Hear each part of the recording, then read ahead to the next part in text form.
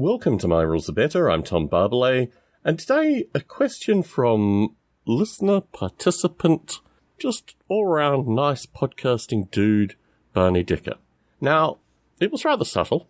I have to say it was extremely subtle, that I have sent a parcel to Barney, which went out possibly about 3 weeks ago and has been sitting in Frankfurt for the past 4 or 5 days. So through this lockdown period, I've been experimenting with the postal services around the world. The UK, Australia, and now here Germany, to get a sense of how long parcels are held for and what the general procedure is with regards to getting stuff to people. I've optimized the UK. I'd like to think, actually, that all the parcels that I've been sending to Roachy Roachford in Hull have kind of optimized a route where my parcels get to him slightly faster than anywhere else. The slowest parcels, without question, are the parcels coming from the UK into the US. Well, I don't know, actually. Australia might be similar. We've had one parcel that I didn't track, but the parcels that I'm tracking that come from the UK to us in the US are just astonishingly slow. They arrive Chicago, Illinois is the bottleneck. That's the worst place for a parcel to arrive, because it'll be there for, 4 weeks. I mean, Flatnex Metals were there for 4 weeks, and then mysteriously they're released. So I have the dog tag miniatures, what are they, Yugoslav Second World War figures? Anyway, whatever they are. Hungarians? I think they're Hungarians. Anyway, they've been in Chicago for 2.5 weeks now. Anyway, so when I received a voicemail from Barney yesterday, first thing, I hadn't had a chance to check the status of this package, and I thought, oh, finally, the package has arrived with Barney, and he's recorded me a little audio to do that. No, what he recorded basically was very similar to the Anchorcast kind of style. I thought about putting it in here just for the sake of extending the audio in this particular podcast, but it can be easily summarized as follows. Barney was interested if I liked being a player, like if I liked playing games as a player rather than as a kind of grand poobah looking down kind of thing. And I think there's a chicken-egg problem here. I actually very fondly look back on my times that I've played games. And when I was thinking about this, certainly when my former friend from Australia came over, not the most recent time because we didn't play anything. He was basically pretty well paralytically drunk for the entire time he was here, and it was like 3 weeks. Versus before, when he came maybe 5 years ago, and we played 4 or 5 games of Warhammer 40,000 at the time, with not the Blackreach set, the Chaos versus Marines set, whatever starter set that was, where it was very heavily in favor of the Marines over the Chaos and through all the initial scenarios. Anyway, he and I played a few games. He actually played a game with my wife, or two games with my wife, while I wasn't here, while I was working. So that was actually probably the last time that I seriously played any game as a player. Prior to that, probably 12 years ago now, when I was in Las Vegas, I knew a fellow who used to own a miniature game store, and he and I will work together, and he invited me over one time, and we played maybe 4 games of Space Hulk. So in the past decade and a half, that is the extent of the times that I have been a player. So the chicken egg problem is simple. You need to have an environment where people will offer you the means of playing these games. Now, it's true I could go out and look for games. I have attempted to do that in small part. The nearest game store is about 10 miles away, and I have gone there periodically. I've gone there to meet people periodically and things like that, but I don't know. No one has offered, and I've not really I could have made more of an effort. I think the thing that interests me when I was playing with my co-workers was a circumstance where it's not that we're all intellectually the same, but we all kind of approached it with a shared sense of who we are.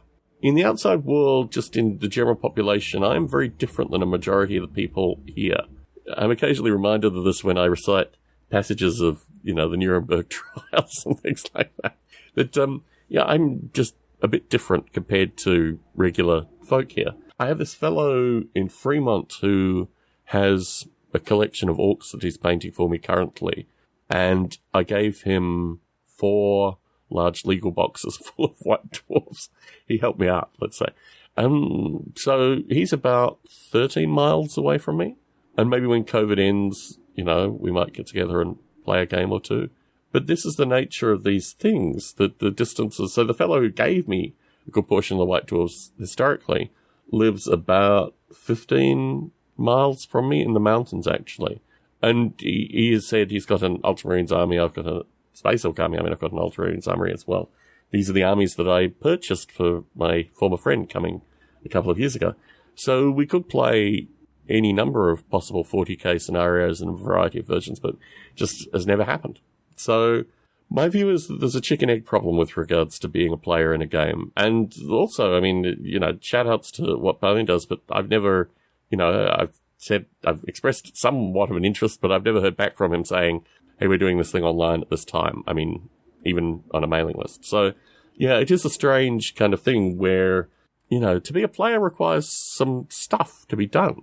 It's not just, doesn't just happen.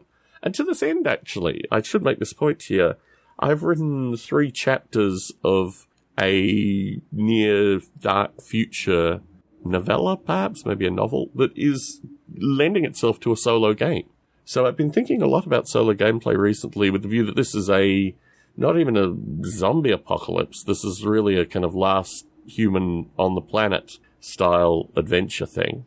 And I reflected as I was watering my garden this morning, particularly because Barney is very positive about the Bastionland scenarios, that I find it's just too optimistic for me.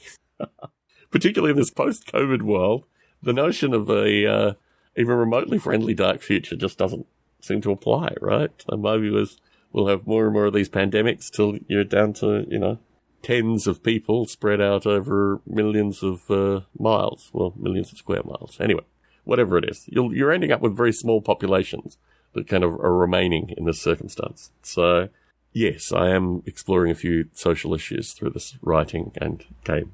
And I'm also very mindful that I have a series of games that I have started. Literally, the post-Britannia rules are in a kind of 25-page state currently.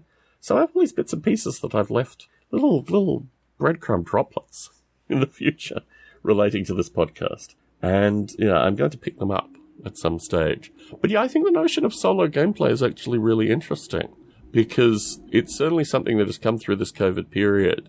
And it's not, to my feeling at least, it's not really been answered. With the red box D&D, the early basic rules that I had in the early 80s, I think it was probably 1983, 1984 that I got them.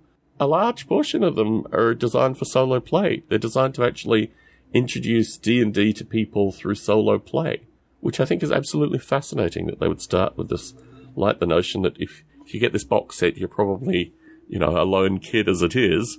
Convincing your friends to start playing this game might be a bridge too far. But here, let's have some solo games to work out how this thing plays. And I think that view, the nature of solo gameplay having primacy as a means of introduction, is not something... modern games companies just don't want that, right?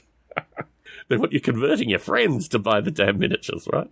So the whole thing is quite curious. But yes, I'm certainly thinking along some lines. And actually, it's just fun getting time to write periodically, Write 3 pages here, 4 pages there.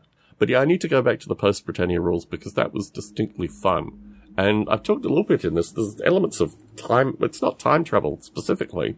It's just a means of having scenarios with characters at various kind of epochs in their lives, which I don't think has ever been done. And it requires actually some really interesting mechanics to get around all the general, space-time abilities problems. But yes, an interesting mechanic that needs to be exploited to the fullest. So, Tom Barbalet here in San Jose. I hope I've answered Barney's question. I think the short answer is yes, I have no problem being a player.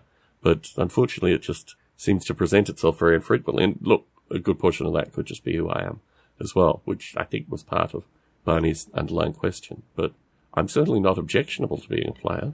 It just doesn't present itself with any degree of frequency in my life. So, Tom Barbalet in San Jose, signing out.